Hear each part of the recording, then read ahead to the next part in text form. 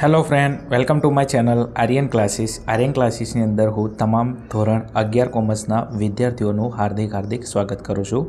ચલો વિદ્યાર્થી મિત્રો, આપણે આ વિડીયોની અંદર એક તમારું મોસ્ટ આઈએમપી પ્રશ્નપત્ર જે આજે લેવરાઈ ગયેલું છે, તો આજે આપણે એનું સંપૂર્ણ સોલ્યુશન કરવાના છીએ. તો ખાસ તમે ચેનલ પર નવા હો તો ચેનલને સબસ્ક્રાઈબ કરી દેજો અને વિડીયોને તમારા મિત્રો સુધી શેર કરજો. બીજું ખાસ કે વિડીયોને સ્કીપ ના કરતા અંત સુધી જોવાનું ચાલુ રાખજો, કારણ કે તમારા જિલ્લાની અંદર જો કદાચ આ પેપર લેવાનું બાકી છે તો આ પેપર તમારા માટે મોસ્ટ ઇમ્પોર્ટન્ટ છે. બેઠા પ્રશ્નો તમને જોવા મળશે. ચલો હવે આપણે પેપર ઉપર જઈશું. તો અહીંયા વાર્ષિક પરીક્ષા 2025 તમે જોઈ શકો છો. 2025નું લેટેસ્ટ પેપર છે, ધોરણ 11.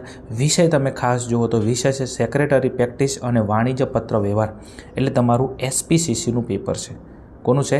એસપીસીસીનું પેપર છે. ખાસ સમજો, મોસ્ટ આઈએમપી પેપર છે. ચલો પેપર ક્યાંનું છે તમે જોશો તો બનાસકાંઠા શાળા વિકાસ સંકુલ, બનાસકાંઠા જિલ્લાનું પેપર છે. બનાસકાંઠો નામ સાંભળીએ અને વિદ્યાર્થીઓને મારી ચેનલને ફોલોઅપ કરતા છે એમને ખબર જ હશે કે સાહેબ મોસ્ટ આઈએમપી પ્રશ્નપત્ર હોય છે, કારણ કે પાટણ બનાસકાંઠાના પેપરની અંદરથી મોસ્ટ ઓફ પ્રશ્નો બેઠા પૂછાય છે. તારીખ તમે જોઈ શકો છો અહીંયા, તો 11/4/2025 એટલે આજે કઈ તારીખથી 11/4/2025 અને શુક્રવારનું આજનું લેટેસ્ટ પેપર છે. કુલ ગુણ તમે જોઈ શકો છો 80 ગુણ અને તમને 3 કલાકનો સમય આપવામાં આવે છે. ચલો હવે આપણે જઈશું ફટાફટ પેપર ઉપર. ચલો પેપરની અંદર સ્ટાર્ટિંગ કરવું છે આપણે વિભાગ એથી. ચલો વિભાગ એની અંદર એક સૂચના છે, નીચે આપેલા વિકલ્પોમાંથી યોગ્ય વિકલ્પ પસંદ કરીને જવાબ લખો. પ્રત્યેકનો 1 ગુણ ને 16 ગુણનો આપણો વિભાગ છે. ચલો હવે એની અંદર તમને પ્રથમ નંબરનો પ્રશ્ન પૂછેલો છે. જોશું આપણે, માહિતી સંચાર પ્રક્રિયાની સફળતા કયા મુદ્દા દ્વારા નક્કી કરી શકાય છે? જે માહિતી સંચારની જે પ્રક્રિયા હોય છે એની સફળતા કયા મુદ્દા દ્વારા નક્કી કરી શકાય? તો જવાબ આવશે ઓપ્શન નંબર બી, પ્રતિભાવ. ચલો એના પછી નેક્સ્ટ આગળ જવું છે. તો આગળ છે તમારો પ્રશ્ન નંબર 2, ધંધાના પ્રચાર અને પ્રસાર માટે કયા પ્રકારના પત્રો લખવામાં આવે છે? કોઈ પણ ધંધો છે એનો પ્રચાર કરવો છે કે એનો પસાર કરવો છે તો કયા પ્રકારના પત્રો લખવામાં આવે છે? તો વાણિજ્યિક પત્રો. કયા આવશે? વાણિજ્યિક પત્રો. ચલો એના પછી નેક્સ્ટ આગળ જવું છે પ્રશ્ન નંબર 3 ઉપર, વાણિજ્યિક પત્રને સામાન્ય રીતે પરબડિયામાં મૂકતા પહેલાં વધુમાં વધુ કેટલી ઘડી કરવી જોઈએ? તો જવાબ આવશે તમારો ઓપ્શન નંબર બી, 3 ઘડી કરવી જોઈએ. ચલો એના પછી નેક્સ્ટ પ્રશ્ન નંબર 4 ઉપર જવું છે, નીચેનામાંથી કઈ બાબત વાણિજ્યિક પત્રનો પ્રસંગોપાત ભાગ નથી? નીચેનામાંથી કઈ બાબત વાણિજ્યિક પત્રનો પ્રસંગોપાત ભાગ નથી? તમે થોડું ટેલી કરી લેજો પ્રશ્ન નંબર 4 અને મને કોમેન્ટની અંદર જણાવજો કે શીર્ષક, બિડાન, તાજા કલમ અને ઓળખરેખા આની અંદરથી કયો જવાબ આવે છે. તમારા કોમેન્ટની રાહ જોવું છું. ખાસ તમે કેટલા હોશિયાર છો, આખા વર્ષ દરમિયાન કેટલું ભણેલા છો. તો એક પ્રશ્ન તમને આપું છું, મને મળ્યો નથી એટલા માટે. આ પ્રશ્ન તમે મને કોમેન્ટની અંદર જણાવજો કે પ્રશ્ન નંબર 4નો સાહેબ જવાબ આ આવે છે ABCDમાંથી. ચલો એના પછી નેક્સ્ટ જવું છે પ્રશ્ન નંબર 5 ઉપર, પૂછપરછના પ્રત્યુત્તરોના પત્રો કોણ લખે છે? પૂછપરછના પ્રત્યુત્તરોના પત્રો કોણ લખે છે? તો જવાબ આવશે ઓપ્શન નંબર એ, વેચનાર લખે છે. ચલો આગળ જવું છે નેક્સ્ટ પ્રશ્ન નંબર 6 ઉપર, માલ સામાન રેલવેના માધ્યમ દ્વારા મોકલાયો હોય તો ઓર્ડરના અમલના પત્રની સાથે શું બીડવું જોઈએ? તમે માલ સામાન માટે કોનો ઉપયોગ કર્યો છે? રેલવેનો ઉપયોગ કર્યો છે. રેલવે મારફતે તમે માલ મોકલાયો છે તો ઓર્ડરના અમલના પત્રની સાથે શું બીડવું જોઈએ? તો જવાબ આવશે ઓપ્શન નંબર સી, રેલવે રસીદ. રેલવે થ્રુ તમે માલ મોકલાયો છે તો એના માટે તમે શું કરશો? તો રેલવે રસીદ લખવી પડે. ચલો આગળ નેક્સ્ટ પ્રશ્ન નંબર 7, ઓર્ડર શબ્દનો વાણિજ્યિક પત્ર વ્યવહારના સંદર્ભમાં કેવો અર્થ થાય છે? ઓર્ડર શબ્દ છે એનો વાણિજ્યિક પત્ર વ્યવહારના સંદર્ભમાં કેવો અર્થ થાય છે? તો જવાબ આવશે ઓર્ડરનો મતલબ થાય છે વિનંતી. શું થાય છે? વિનંતી. ચલો આગળ નેક્સ્ટ પ્રશ્ન નંબર 8 ઉપર જવું છે. તો દાવા ફરિયાદના પતાવટના પત્રો અત્યારના વેપારીઓ કેવી રીતે જુએ છે? તો જવાબ આવશે ઓપ્શન નંબર બી, હકારાત્મકની રીતે જુએ છે. દાવાના ફરિયાદ માટે જે પત્રો હોય છે વેપારીઓ અત્યારે એને હકારાત્મકની રીતે જુએ છે. ચલો એના પછી નેક્સ્ટ આગળ જવું છે પ્રશ્ન નંબર 9 ઉપર, વિભાગીય સેક્રેટરી તરીકેની નિમણૂક કોની કરવામાં આવે છે? જો વિભાગીય જે સેક્રેટરી હોય છે આ સેક્રેટરી તરીકે નિમણૂક કોની કરવામાં આવે છે? તો જવાબ આવશે ઓપ્શન નંબર એ, રાજદૂત કાર્યાલયના સેક્રેટરી. વિભાગીય સેક્રેટરી તરીકે કોની નિમણૂક કરવામાં આવે? તો રાજદૂત કાર્યાલયના સેક્રેટરી. ચલો એના પછી આગળ જવું છે તો પ્રશ્ન નંબર 10 ઉપર કંપની ધારામાં ચાવીરૂપ સંચાલકીય વ્યક્તિમાં કેટલી વ્યક્તિઓનો સમાવેશ કરવામાં આવ્યો છે? તો જવાબ આવશે ઓપ્શન નંબર બી, 5 વ્યક્તિઓનો સમાવેશ કરવામાં આવ્યો છે. ચલો આગળ નેક્સ્ટ એના પછી ભારતમાં હાલમાં કયો કંપની ધારો લાગુ પાડવામાં આવી રહેલ છે? તો ભારતની અંદર ઓપ્શન નંબર બી ચવાઈ ગયેલો પ્રશ્ન છે. કંપની ધારો 2013 હાલમાં લાગુ પડે છે. ચલો એના પછી નેક્સ્ટ જવું છે તો આગળ પ્રશ્ન નંબર 12 ઉપર આવેદનપત્ર કેવો દસ્તાવેજ છે? તો આવેદનપત્ર એ કંપનીનો એક મુખ્ય દસ્તાવેજ છે. કેવો દસ્તાવેજ છે? મુખ્ય દસ્તાવેજ છે. ચલો આગળ જવું છે પ્રશ્ન નંબર 13 ઉપર ખાનગી કંપનીના શેરની ફેરબદલી. ખાનગી કંપનીના શેરની ફેરબદલી પર શું મૂકવામાં આવે છે? નિયંત્રણ મૂકવામાં આવે છે. ખબર છે કે ખાનગી વ્યક્તિ હોય તો એનું સંચાલન જાતે જ કરતા હોય તો એમને ઈચ્છા લાગે તો એમના શેરની ફેરબદલી ઉપર શું મૂકે છે? નિયંત્રણ મૂકી શકે છે. ચલો આગળ નેક્સ્ટ એના પછી આગળ જવું છે તો પ્રશ્ન નંબર 14 ઉપર શેર દ્વારા મર્યાદિત કંપની માટે કયું નિયમનપત્ર લાગુ પડે છે? શેર માટે મર્યાદિત કંપની માટે કયું નિયમનપત્ર લાગુ પડે છે? તો જવાબ આવશે ઓપ્શન નંબર એ, ટેબલ F લાગુ પડે છે. ચલો આગળ જવું છે પ્રશ્ન નંબર 15 ઉપર વિજ્ઞાપન પત્રની નોંધણી બાદ તે કેટલા દિવસમાં બહાર પાડવું જોઈએ? વિજ્ઞાપન પત્રની નોંધણી થઈ જશે તો એના પછી તમે કેટલા દિવસ પછી એને બહાર પાડી શકો? તો 90 દિવસ. કેટલા દિવસ? 90 દિવસ. ચલો એના પછી આગળ જવું છે પ્રશ્ન નંબર 16 ઉપર વિજ્ઞાપન પત્ર કોના માટે મહત્વનો દસ્તાવેજ છે? વિજ્ઞાપન પત્ર કોના માટે મહત્વનો દસ્તાવેજ છે? તો જવાબ આવશે ઓપ્શન નંબર એ, રોકાણકારો માટે એક મહત્વનો દસ્તાવેજ ગણાય છે. ચલો આગળ જાઉં છે વિભાગ બી ઉપર. વિભાગ બી ઉપર જતા પહેલાં એક સૂચના છે કે તમે ધોરણ 11 કોમર્સમાં અભ્યાસ કરો છો તો આપણે 11 કોમર્સના તમારા જેટલા પણ વિષય છે આના પાટણ ને બનાસકાંઠા જિલ્લાના પ્રીવિયસ યરના અગાઉ લેવરાઈ ગયેલા એ પણ પેપર અપલોડ કરેલા છે અને આ વર્ષના પાટણ બનાસકાંઠાની અંદર જેટલા પણ પેપર લેવરાય છે વાર્ષિક પરીક્ષા 2025ના આ તમામના વિડીયો ફૂલ સોલ્યુશન સાથે અપલોડ કરેલા છે.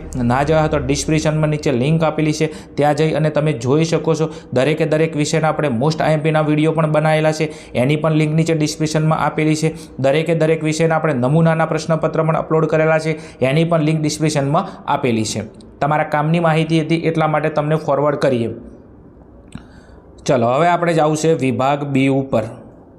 ચલો વિભાગ બીની અંદર છે અહીંયા તમે જોશો તો પ્રશ્ન નંબર ચલો સૂચના શું કહે છે? નીચે આપેલા 17 થી 24ના પ્રશ્નોના ઉત્તરો એક વાક્યમાં લખો. પ્રત્યેકનો 1 ગુણ અને 8 ગુણનો તમારો જે વિભાગ બી છે. ચલો હવે એની અંદર તમારે પ્રશ્ન જોવો છે 17મો માહિતી સંચાર એટલે શું? તો માહિતી સંચારની વ્યાખ્યા પૂછી છે. તો માહિતીની આપલે માટે કરવામાં આવતી પ્રક્રિયાને માહિતી સંચાર કહેવામાં આવે છે. માહિતીની આપલે માટે જે પ્રક્રિયા કરવામાં આવે છે એ પ્રક્રિયાને માહિતી સંચાર કહેવામાં આવે છે. વ્યાખ્યા આપેલી છે, મોસ્ટ IMP છે, તૈયાર કરી લેજો. ચલો એના પછી પ્રશ્ન નંબર 18ની અંદર જાવ છે ઔપચારિક પત્રના ગમે તે 4 ઉદાહરણ. ઔપચારિક જે પત્ર છે એના 4 ઉદાહરણ તો અહીંયા લખેલું છે શુભેચ્છા પત્રો, આશ્વાસન પત્રો, એના પછી અભિનંદન પત્રો અને આમંત્રણ પત્રો. તો આ 4 ઉદાહરણ છે એના છે ઔપચારિક પત્રોના. શુભેચ્છા પત્રો, આશ્વાસન પત્રો, અભિનંદન પત્રો અને આમંત્રણ પત્રો. ચલો એના પછી નેક્સ્ટ આગળ જવું છે તો પ્રશ્ન નંબર 19 ઉપર જવું છે પૂછપરછનો પત્ર કોણ કોને લખે છે? પૂછપરછનો પત્ર કોણ કોને લખે છે? તો પૂછપરછનો પત્ર ગ્રાહક વેપારીને લખે છે. કોણ કોને લખે છે? તો પૂછપરછનો પત્ર ગ્રાહકે પોતાના વેપારીને લખે છે. ચલો આગળ જવું છે પ્રશ્ન નંબર 20 ઉપર દાવા ફરિયાદના પત્રમાં શેનો સંદર્ભ આપવો જોઈએ? દાવાની જે ફરિયાદ હોય છે એના પત્રમાં શેનો સંદર્ભ આપવો જોઈએ? તો ફરિયાદનો સંદર્ભ આપવો જોઈએ. તમે દાવા માટે ફરિયાદ કરો છો તો એના પત્રમાં તમારે શેનો સંદર્ભ આપવો જોઈએ? તો ફરિયાદનો સંદર્ભ આપવો જોઈએ. કારણ કે ફરિયાદ કરો તો ફરિયાદનો સંદર્ભ હોય ને. ચલો આગળ નેક્સ્ટ જવું છે. ચલો તો પ્રશ્ન નંબર તમારો છે આગળ 21. સ્ક્રિબા ક્યાં પ્રચલિત હતા?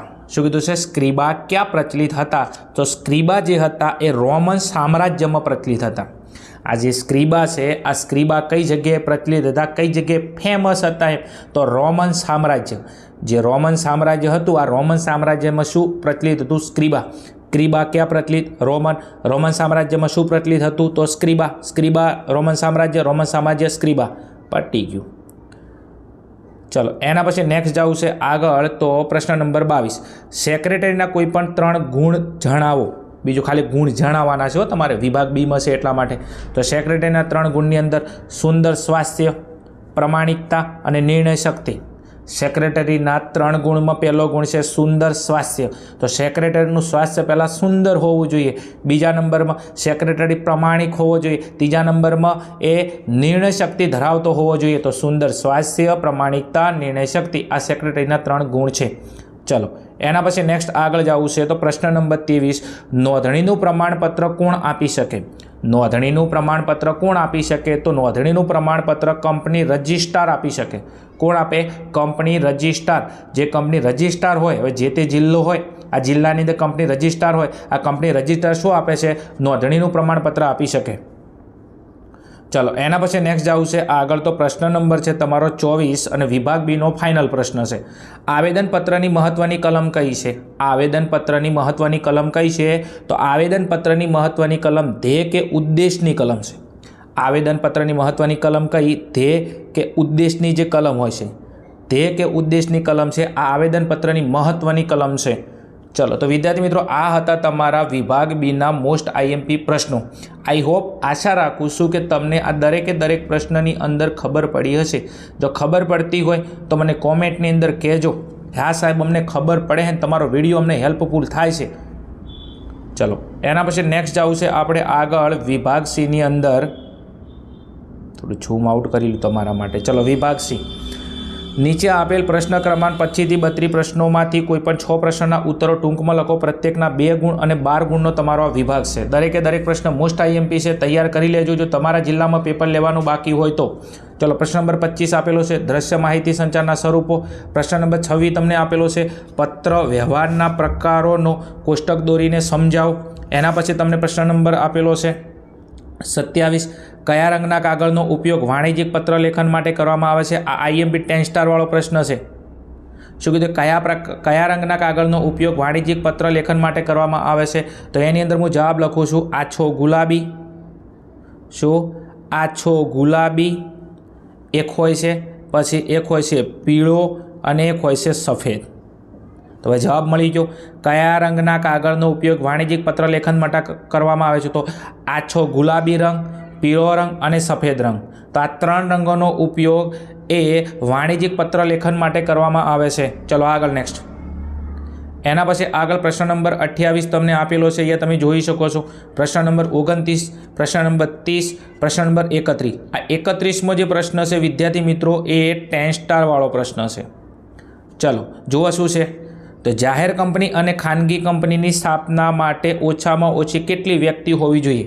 તમારે એક જાહેર કંપની સ્થાપવી છે અને એક ખાનગી કંપની સ્થાપવી છે, તો ઓછામાં ઓછી કેટલી વ્યક્તિ હોવી જોઈએ? તો જાહેર કંપની સ્થાપવા માટે ઓછામાં ઓછી 7 વ્યક્તિ.